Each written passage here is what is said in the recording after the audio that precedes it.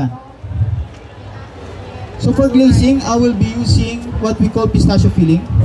So pistachio filling is actually a ready-made ganache. So we have a lot of variants of chocolate or ready-made ganache filling.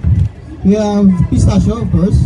We have hazelnut. We have milk chocolate. We have dark chocolate. We have white chocolate. So madali lang siya gamitin actually. And ang consistency niya is parang ganache talaga. The good thing is pwede siya i-store for about 1 to 3 months once open. So ito ang consistency niya. Kapag gusto niyo mas malabnaw, you just can melt it in the microwave. But this one is the texture. It's really good. Good for filling as it is.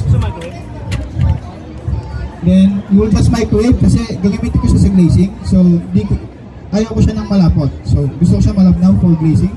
So gusto natin medyo malabnaw siya. So just microwave it.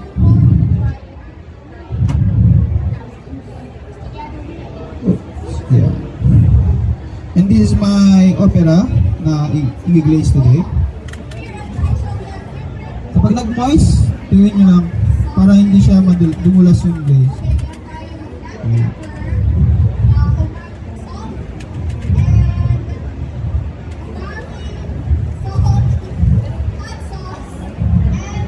Then, can you have offset spatula please, yung malaki? Yan, ready na tayo to glaze.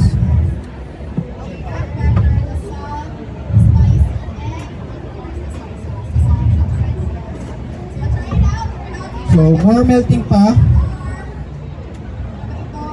Yan. Sino mahilig sa pistachio dito? Yung answering. So while waiting for the samples, okay, ready na kayo sa question and answer?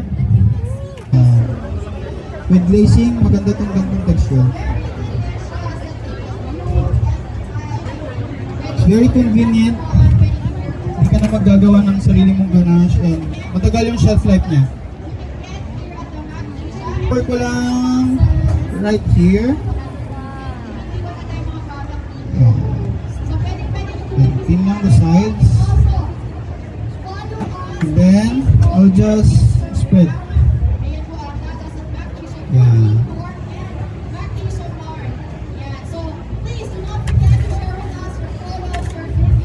Tapos ko lang. Then magsiset na siya. Gusto na siya magsiset later. Because the cake was cold. That's very easy to use.